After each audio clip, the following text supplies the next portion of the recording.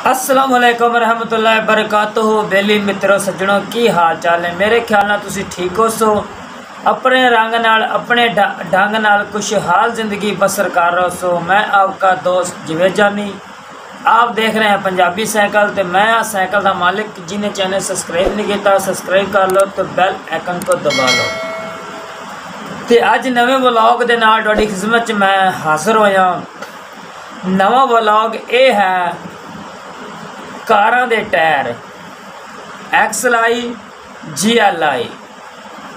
इन्हां दे टायर मेरे कोल कम से कम 40 तो 45 टायर मेरे कोल पिया है। 40 तो 45 टायर 2+ टायर 2+ टायर मेरे कोल 4 महीने 5 महीने 6 महीने चले हुए टायर फिलहाल मेरे कोल पैन। जेड़े दोस्त भरा ने लैने होवन, एक लैना होवे, 2 लैने होवन, 4 लैने होवन, जिन्ने मर्जी लैने होवन, पंजाबी साइकिल वाले ने जवेद जानी नाल रबता कर सकता है। मैं अपना नंबर वीडियो ते नाल ला देंगा, मेरे नाल रबता कर सकता है। नवे टायर हैं जेड़े दोस्त भरा ने लैने होवन वो फिलहाल मेरे नाल रबता कर सकता है। 14 नंबर 15 नंबर GLI XLI इस गड्डियां दे नवी गड्डी नवा मॉडल होवे, पुराना मॉडल होवे, पुराने तो पुराना भी मॉडल होवे, नवे तो नवा मॉडल आवे। 2021 का मॉडल आया उस टायर गड्डी में भी 2+ टायर लग जाते हैं।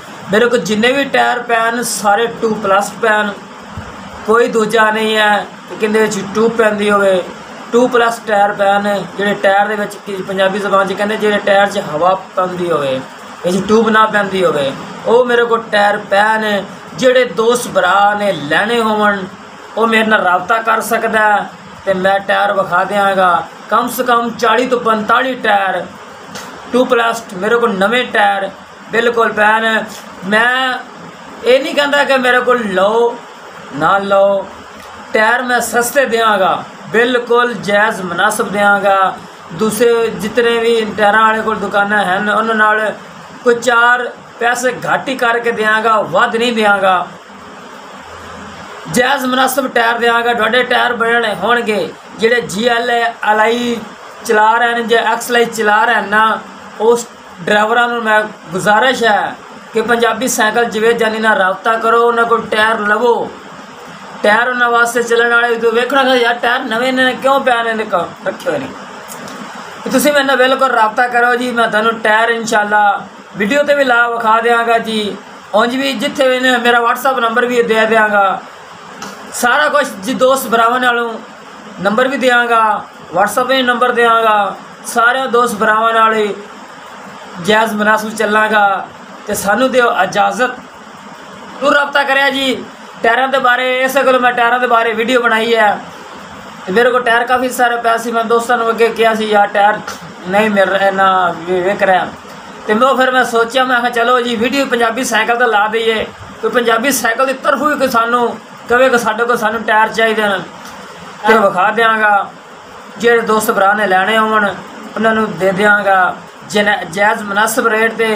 ये नहीं कहो कि छिल पट लो ना, जायज़ मुनासिब रेट से देंगा। तो सानू दो इजाज़त, अल्लाह हाफिज़। नवी वीडियो के नाल कल मिलांगे। चैनल को सब्सक्राइब भी करो तो लाइक भी करो। ये पंजाबी साइकिल तुहाडा अपना चैनल है, इन्हें सब्सक्राइब करो, लाइक करो, इस चैनल को उत्ते लैके आओ। साडा तुहाडा खुदा हाफिज़। कल मिलांगे नवी वीडियो के नाल। अल्लाह हाफिज़।